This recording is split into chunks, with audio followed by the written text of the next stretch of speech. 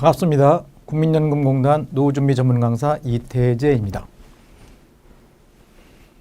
오늘은 은퇴로 인한 변화 및 영역별 대응 방안에 대해서 알아보겠습니다. 목차를 보면 우선 퇴직자에 대한 이해를 살펴보고요. 또 은퇴 준비를 하면서 은퇴 전후 단계별 체크 포인트에는 어떤 것들이 있는지 알아보고, 그리고 은퇴 후 삶의 방향 잡기, 그리고 은퇴 후 변화되는 여러 가지 영역에 대한 각 대응 방안에 대해서 알아보기로 하겠습니다. 우리가 지나온 직장 생활의 여정입니다. 아무리 안정적이고 편안한 직장에서 30년을 다녔다고 하더라도 그동안 우리가 걸어온 직장 생활의 여정에는 여러 가지 갈라지고 물에 잠기고 한 험난한 여정들이 있었습니다. 잘 마치고 우리는 이제 막바지에 섰습니다. 나이 60에 은퇴를 하게 됩니다. 은퇴를 하게 되면 여러분들에게는 어떤 변화가 찾아올 것 같습니까? 여러 가지가 뚝뚝 끊기게 되는데요. 이런 것들이 끊기게 됩니다. 우선 할 일이 또 끊기게 됩니다. 그리고 월급이 또 끊어지겠죠. 그리고 소득이 없어집니다. 지금까지 누군가를 만났을 때는 명함을 주고받으며 서로 자기소개를 했는데 이제 주고받을 명함이 없어집니다.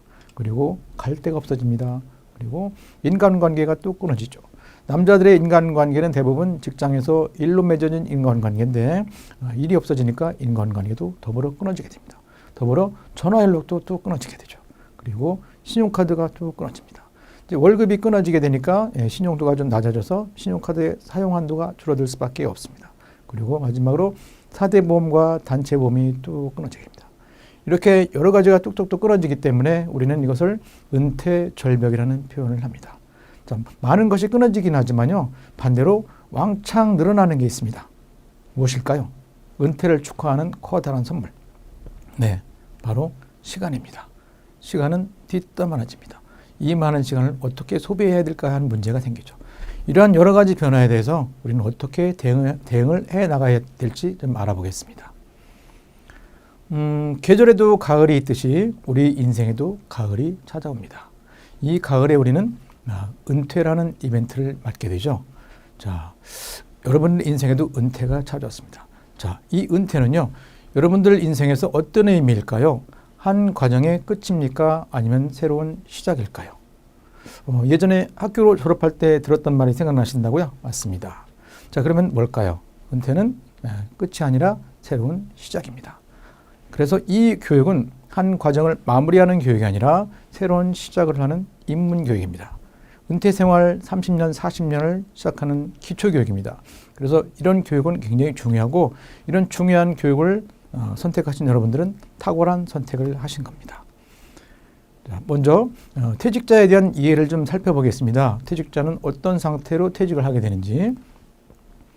퇴직자들이 은퇴 전후 주로 하게 되는 고민, 해야 되는 고민이 여러 가지가 있겠지만요, 그 중에서 5가지로 일단 분류를 해보면 5W로 나눠볼 수가 있습니다. 자, 첫 번째 W는 웰스입니다. 자산 관리에 대한 것이죠. 자산 관리는 어떻게 해야 되는가?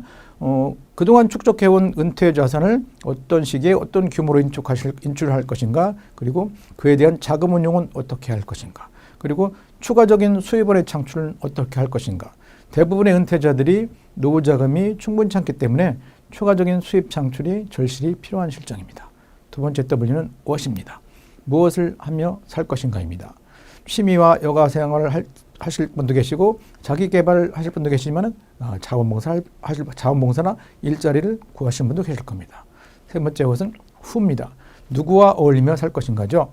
은퇴 전까지의 인간관계는 대부분 직장에서 일로 맺어진 인간관계이지만 은퇴로 인해서 이 관계가 대부분 단절되게 됩니다. 그러면 그동안 소홀히 했던 배우자나 자녀, 친구들과의 관계가 더 중요해지는 거죠. 네 번째 W는 회어입니다. 어디서 살 것인가의 문제죠. 지금 살고 있는 곳에서 그대로 사시겠다는 분도 계시지만 귀농귀촌을 계획하는 분도 계실 겁니다. 그리고 마지막 W는 웰빙입니다. 어떻게 건강하게 살 것인가의 문제입니다. 이 50대, 60대 접어드신 분들은 대부분 만성질환이 이미 찾아오신 분들 계실 겁니다. 이 만성질환을 어떻게 관리할 것인가의 문제고, 이 시기에 불쑥 찾아오는 중대 질병에 대한 걱정도 있으실 겁니다. 이러한 다양한 고민들을 하고 있습니다. 자, 퇴직자에 대해서 한번 이해해보는 시간을 갖겠습니다. 퇴직 시기는 대부분 40대 중반이나 50대 중반쯤에 퇴직을 하시게 되는데요. 이 시기는 보통 자녀들이 대학교 진학이나 결혼과 같은 경제적인 지원이 절실히 필요한 경우가 대부분입니다. 퇴직자에 대한 설문조사 결과를 보면 퇴직 이후 쓸 자금이 부족하다는 응답이 약 69%, 퇴직 이후 쓸 자금이 충분하다는 대답은 7.5%밖에 안 됩니다. 그리고 퇴직 이후 인생 설계를 위해 별다른 준비를 하지 않고 있다는 비율이 65%나 됩니다.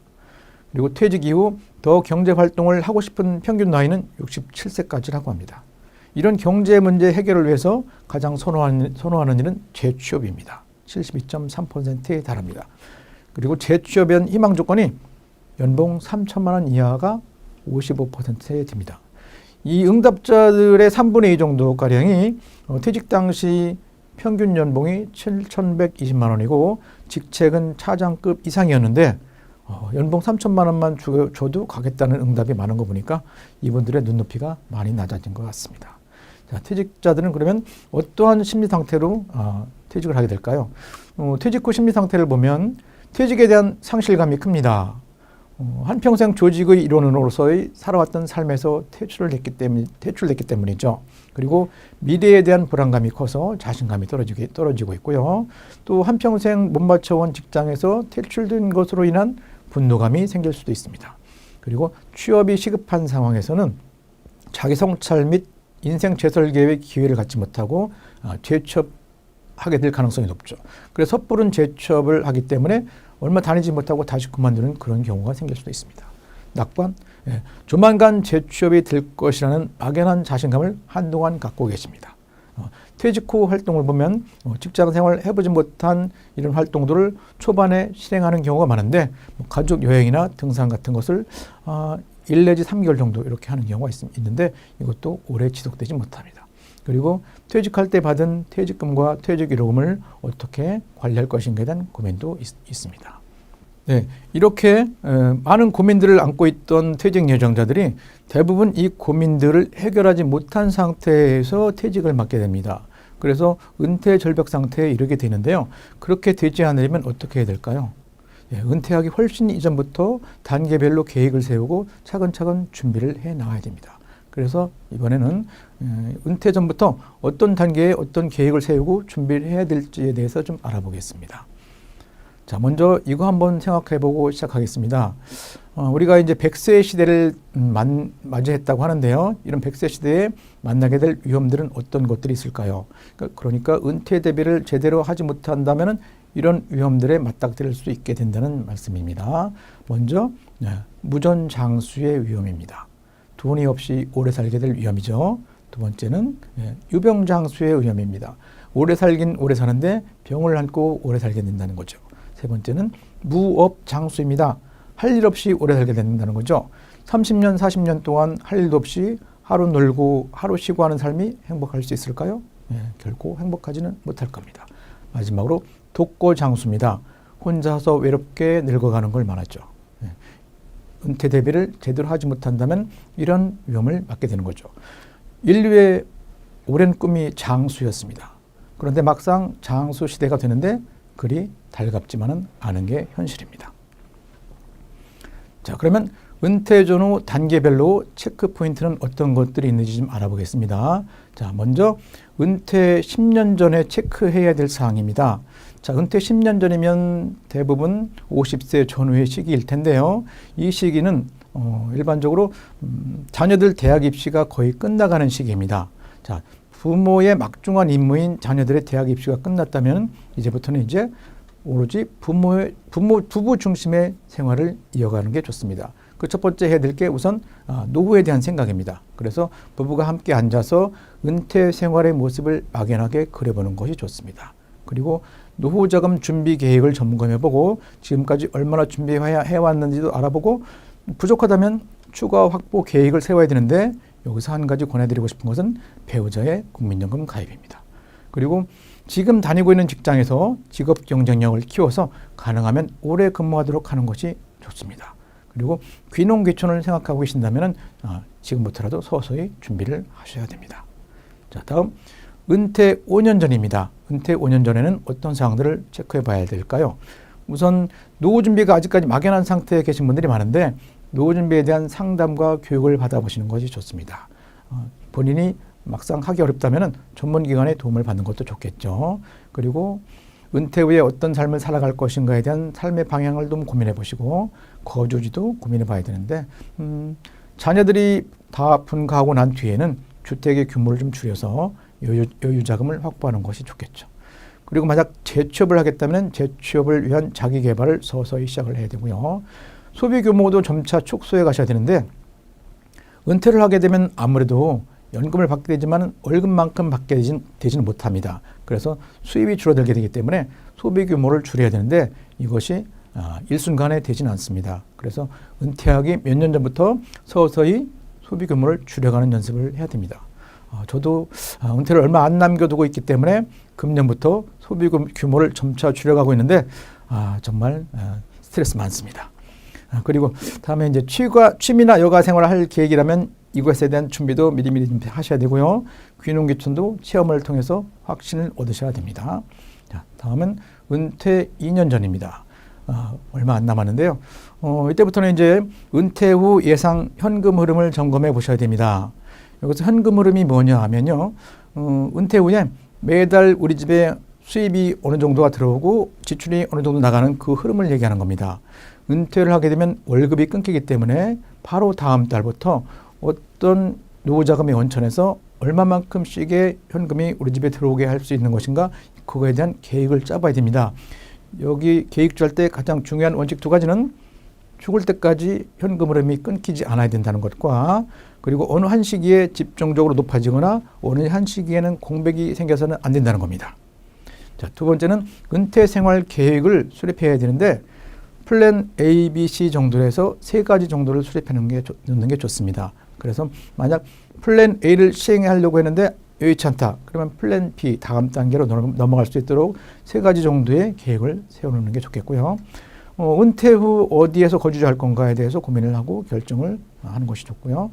자산 상태표를 작성하는데 이 현재 가지고 있는 자산을 이 자산 중에 자녀들에게 지원할 자산과 내가 노후 자금으로 쓸 자산을 구분해서 본인이 이거를 구분을 해서 노후 자금을 확보할 생각을 해야 됩니다. 그리고 만약에 금융부채가 남아있다면 이 부채를 은퇴하기 전에 다 상환을 완료한다는 그런 계획을 세워야 되고요. 가사일을 배운다는 것은 남편들은 은퇴하면은 직장생활을 하지 않기 때문에 그 뒤부터는 가사일의 상당 부분을 배워서 분담을 해야 됩니다. 특히 남편은 먼저 은퇴했는데 아내는 아직도 은퇴 전이라면 더욱 많은 가사일을 남편이 분담을 해야 될 것입니다. 자, 이제 은퇴를 1년 앞으로 남겨두고 있습니다. 지난해에 작성했던 현금 흐름을 계획을 구체화시켜야 됩니다. 그래서 내가 이렇게 계획을 짰는데 이때 맞춰서 이 연금을 인출할 수 있을 것인지에 대해서 해당 은행이나 보험회사에 다시 한번 확인을 해야 되고요. 또 어떤 금융상품들, 그러니까 예를 들어서 내가 소득공제나 세액공제를 받기 위해서 들었던 금융상품 중에는 그 받을 수 있는 연금의 규모와 기간이 제한이 되어 있는 경우도 있습니다. 그래서 그걸 다시 한번 확인을 해보셔야 됩니다. 이 부분에 대해서 자신이 없다면 전문가의 도움을 받는 것도 좋겠습니다. 그리고 은퇴 후 삶의 방향을 결정을 해야 되고요. 은퇴하면은 본인의 역할과 생활이 바뀌기 때문에 부부 역할과 가사 분담을 조정하시고 만약에 재취업이나 창업을 할 계획이 있으시다면 전직 지원 서비스를 받아보는 것도 좋습니다. 그리고 소비 규모를 이제 전격적으로 축소시켜야 되고요. 보험도 구조조정을 해야 되는데 아직까지 보험료를 불입하고 있는 보험이 있다면 이 보험료 불입은 가능하면 은퇴 전에 끝내도록 해야 됩니다. 그리고 종신보험을 가입한 게 있다면 연금으로 전환도 고민해보고 그리고 직장에서 단체 실손보험을 하고 있다면 이 단체 실손보험이 은퇴와 동시에 종료되기 때문에 미리 사전에 개인 실손보험을 별도로 들어놓는 것도 좋을 것입니다. 부채 상환도 완료하셔야 되고요. 자, 드디어 은퇴를 맞았습니다. 그동안 수고하셨으니까 일단 좀 쉬세요. 그리고 그동안 수고에 대한 보상으로 멋진 은퇴 기념 여행도 한번 다녀오시고요. 자, 그리고 고용센터에 들러서 구직 등록을 하고 실업급여도 신청하시고요. 국민건강보험도 은퇴를 하게 되면은 직장 가입자 자격을 상실하게 되니까 피부양자나 지역가입자로 전환이 돼야 됩니다. 그런데 지역가입자 건강보험료가 생각보다 많이 나올 수도 있으니까 이에 대한 대책도 필요합니다. 그리고 퇴직금은 가능한 연금으로 받으실 것을 권해드리는데요. 일시금으로 받았다면 이것을 다시 IRP 계좌에 입금을 하게 되면 퇴직소득세를 환급받을 수 있으니까 그것도 한번 검토해 보시기 바랍니다. 국민연금도 인출 시기에 맞춰 신청하시고요. 생활비 감축하시고 지역사회로의 전입이 있습니다. 지역사회가 뭐냐 하면요. 남자들이 은퇴를 하게 되면 생활의 중심이 직장에서 가정, 즉 이웃 지역사회로 옮겨오게 됩니다. 이 지역사회라는 것은 내가 살고 있는 지역, 즉 가정과 이웃과 친구, 지인들이 함께 사는 지역입니다. 은퇴 후에는 이 지역사회에 관심을 갖고 지역사회에서 만날 수 있는 사람들과 서로 관계를 맺어가야 합니다. 그리고 취미생활, 건강관리 하셔야 되고요. 자, 은퇴를 했습니다. 은퇴하고 초기 3년간을 저는 은퇴생활 적응기라고 합니다. 처음 해보는 은퇴생활이기 때문에 적응이 쉽지 않을 수가 있습니다. 여유를 가지고 천천히 적응해 가시는 게 좋고요. 이 초기 3년간의 적응도에 따라서 나머지 은퇴생활 전체의 삶이 달라질 수 있으니까 이 기간의 적응이 굉장히 중요하다고 봅니다. 자, 은퇴 전에 세웠던 은퇴생활 계획을 플랜 A, B, C에 따라서 순서대로 실행을 해보시고요. 삶의 방향도 설정해놨는데 막상 실행해보니 여의치 않다. 그러면 조정할 수도 있습니다.